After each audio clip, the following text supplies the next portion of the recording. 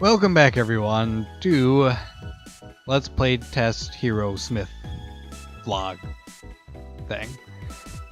So, last we left off, I gathered a new party member, I got iron gear, and we were about to head to the quarry, which is just a short walk over here. It's just the tent area. And very vacant because I haven't really populated this area at all. I haven't really populated Aramore as well, which is something I'm going to be remedying at some point. You know, just flavor NPCs walking around.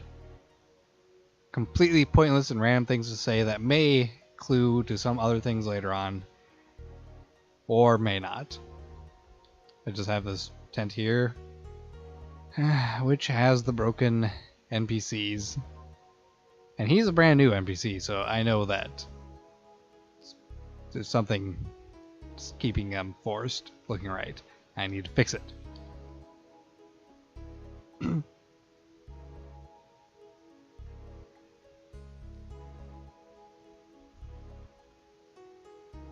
Same with him. He's looking right.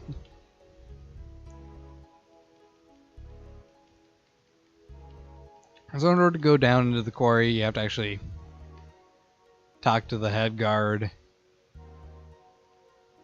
Just overseeing things, just kind of being an overseer. You can talk to this person beforehand. They'll tell you they have to go talk to the boss though, which is the head guard. And after you do that, then you can talk to this person and it's kind of a mini boss battle. A couple guards and a guard lieutenant.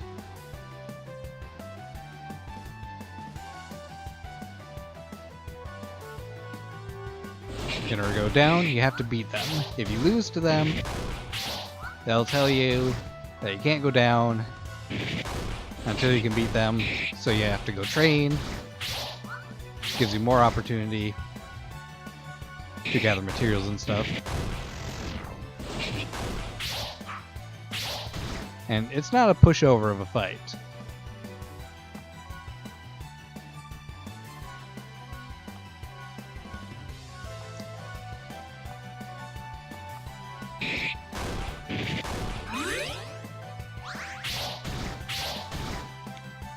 Especially since the guard lieutenant can use mighty blow like the smiths can.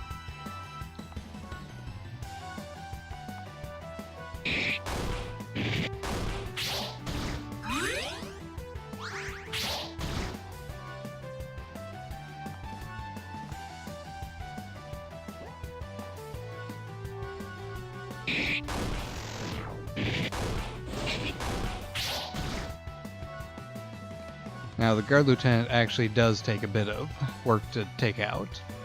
I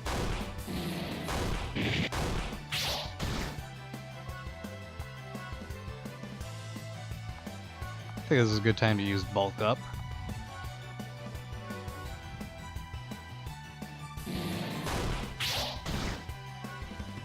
See? A lot less damage. I'm going to use Mighty Blow with bulk up for extra powerful attacks.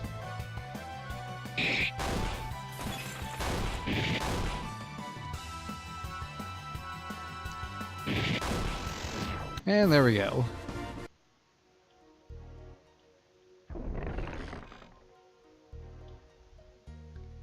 And the party gets healed up after that fight, so you can go down there without having to worry about expending items or magic.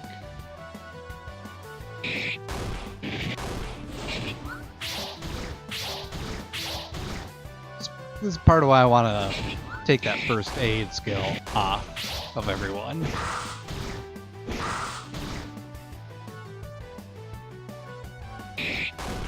So these are Terragoyles. Yes, they have purple faces. The color slider isn't really that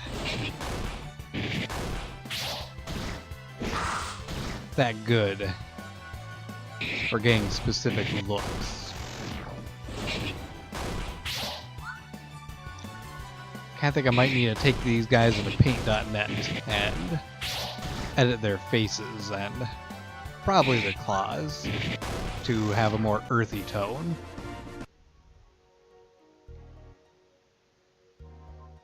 This is my one random NPC I have wandering around.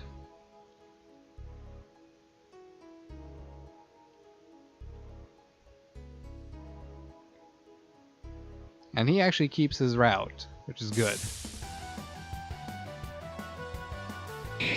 So basically I just need to do what I did with that guy to that fisher in the starting village.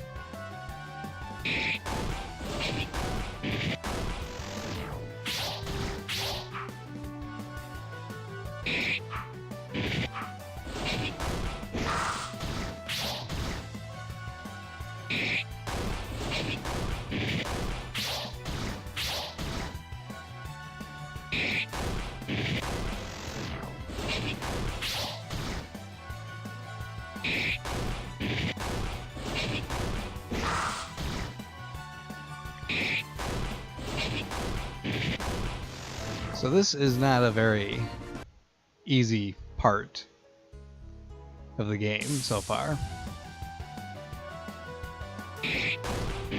Because these guys actually have reduced, well, physical attacks have reduced effect on Terragoyles. Because, you know, they're kind of made of earth and stone.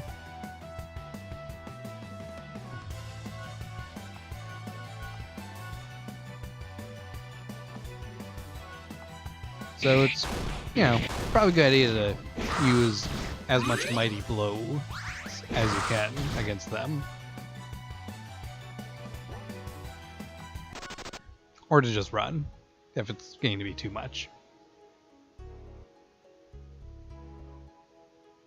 But thankfully down here, there's a few guards. A couple broken ones.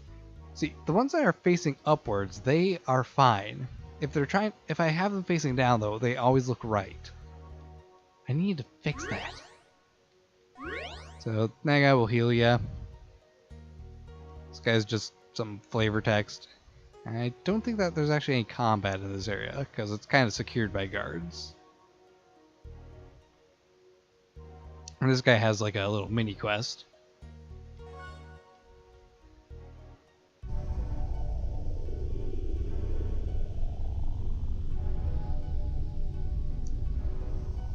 So this is a cave system. It's a little bit difficult to get around in.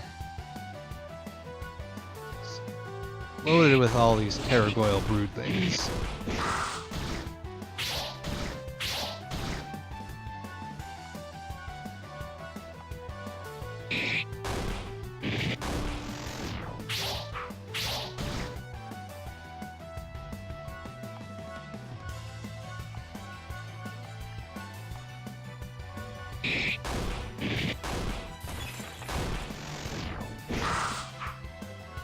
And I do need to keep fighting them because I need to get to level 12 before I go face the boss.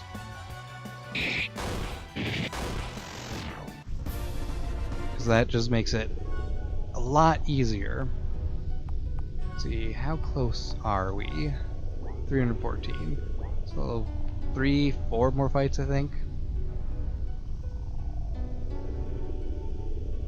Here's the random lost guard. You can say no.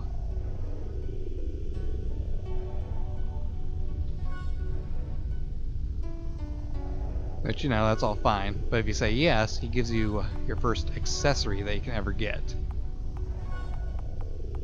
Which is a shell necklace. Protects the wearer from water magic. Not very useful in this part of the game, considering your enemies are all just kind of physical brutes. But hey,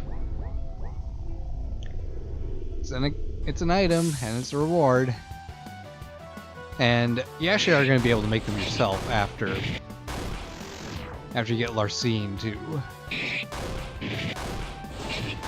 be a permanent part of the group.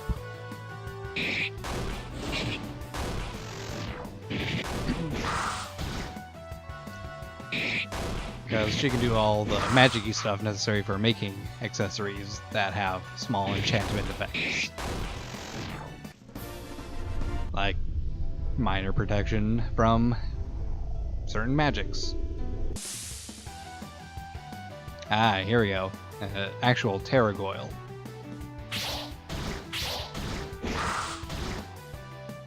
Bigger, stronger, but also slower. That's a bulk up for this fight.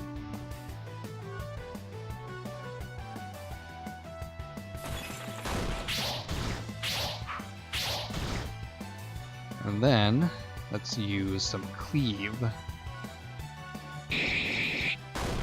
That's like doing 3 regular attacks.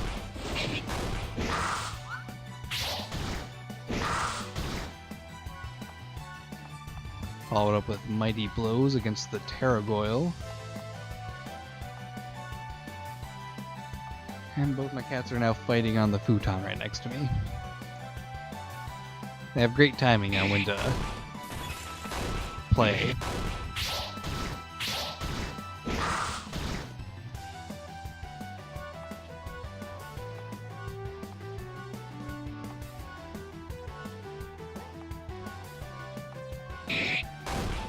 There we go, Terragoyle's down.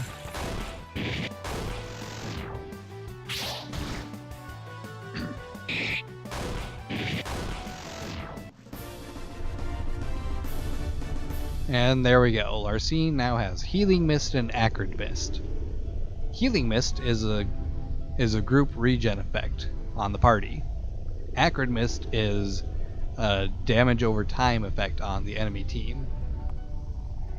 Let's see, I want to quickly... Actually, I'm going to use the Metacream quick. See, heals a pretty significant amount of health.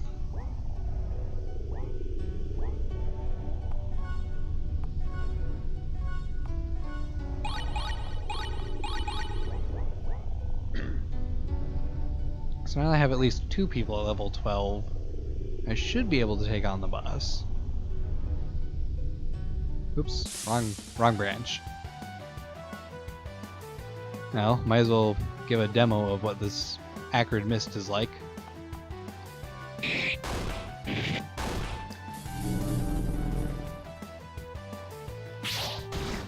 Every time they attack, they take some damage.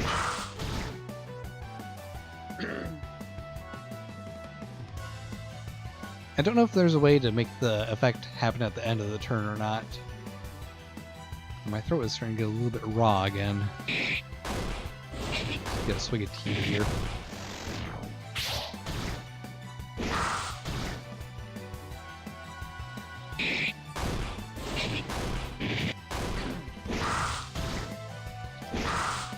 It's worth noting that the Acrid Mist is there for only a set amount of time, and it's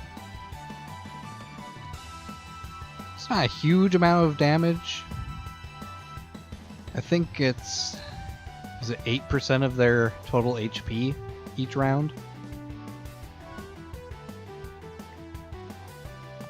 So you can win a fight using nothing but Acrid Mist, but it's going to take a lot of magic to pull that off. And I don't know if the effects actually stack, now that I think about it. I'll have to test that out in the regular stuff. Let's see, let's focus quick.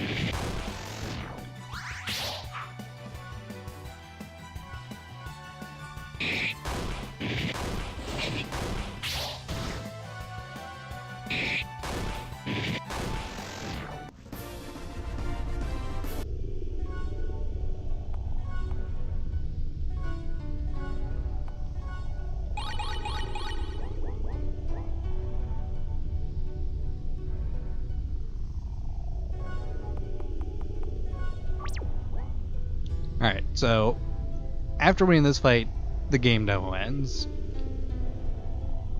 Because I have nothing else going on. And look, even the boss monster is facing to the right.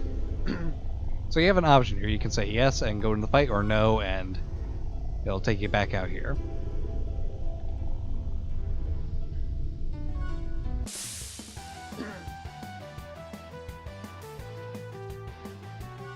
So, lots of tiny, weaker Terragoyles and one Brood Mother. A big, slow powerhouse of a boss.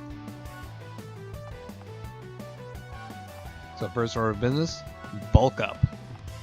Second order of business, Acrid Mist.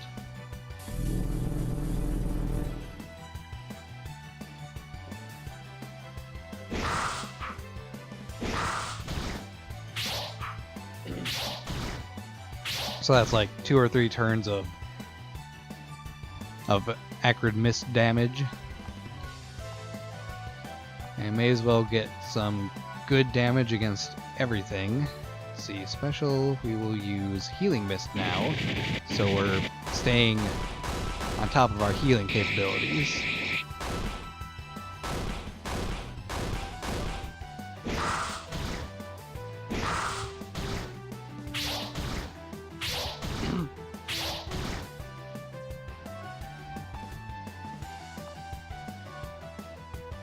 Alright, so you have a choice. You can either put all your effort into taking out the heavy hitter or try taking out some of the smaller things so you have less incoming damage each round. And there's a little bit of a spoiler involved with this.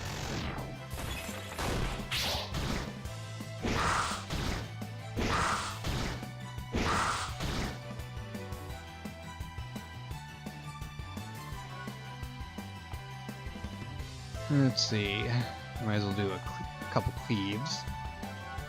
And we'll fling another Acrid Mist.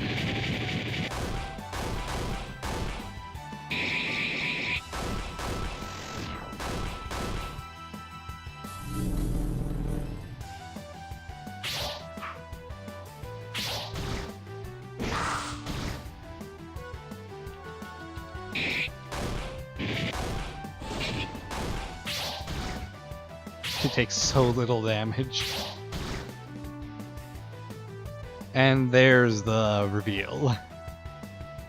She calls for her young, and her ranks of broodlings are restored to max.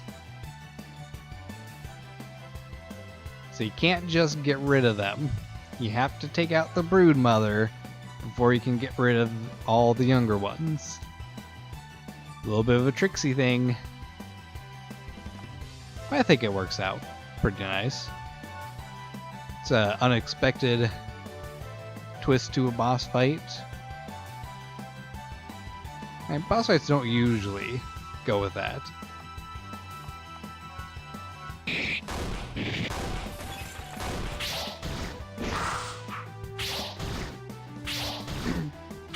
So this fight is greatly helped with the Acrid Mist, which is why level 12 is almost essential for actually taking out this boss.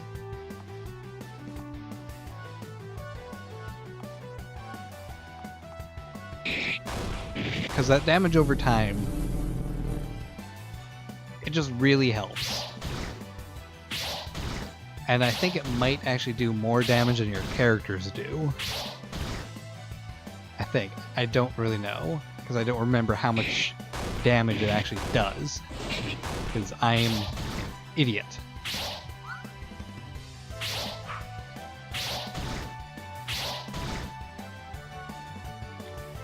Alright, let's bulk up again. For a Frosty Flask.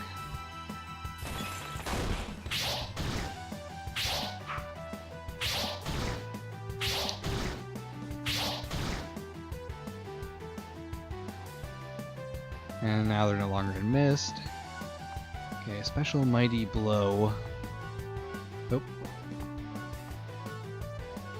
I could do another bulk up and get double attack and defense. But I think mighty blow is going to be more important at this point.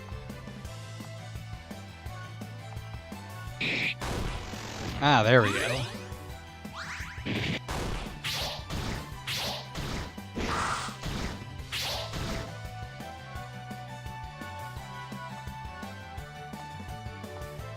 Might as well throw an Acrid Mist out there.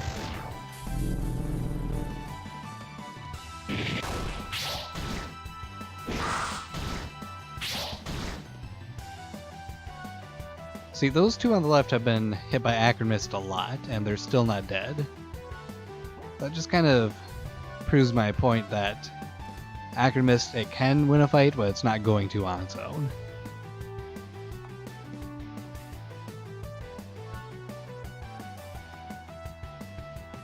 I better focus and restore that MP.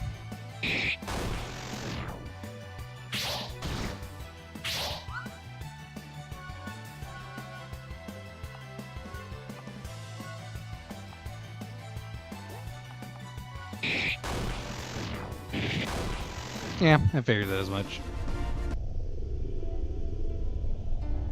Alright, so that is it. That's all I've done for this so far.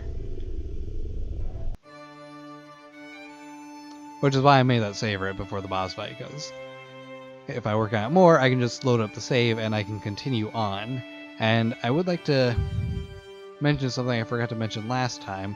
I did get the berry bushes fixed, so the farming thing works. My brother and I took a look at it, and we reasoned that it must have been breaking because I had it set to run for a looping cycle and for the cycle to stop as soon as it equals 10 cycles passed. But I had it set to equals exactly 10, which means that if it went over 10, there's no way it would ever equal 10 because it'd be 11 or higher. So it gets stuck in an infinite loop where it can't end because the ending point is lower than the current count. And it has to be something with the battles causing it. Don't know what. Couldn't figure that out, because if it's able to run the parallel process while in a battle, it should be able to stop at exactly 10 while it's in a battle. But I guess the game just doesn't work that way. Or the program. So, yeah, that's fixed. Things are moving on. I have more work to do. I need to figure out exactly how this quest wraps up and what the next segment of the game even would be like. Because the next segment of the game, you have access to making potions and accessories. Larcene, I don't even know how to do armor for her yet.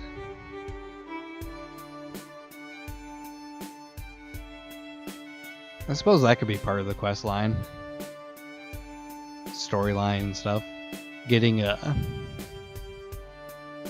loom or something so that Larcene can get armor made for herself. But I don't really know what I would use for her armor.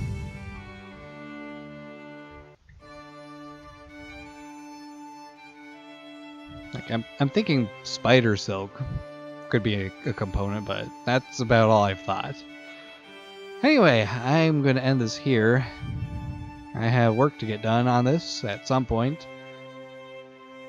So expect the next video of this to be, I don't know. Just don't expect it anytime soon. That's all I can really say. Take care, and ta-ta!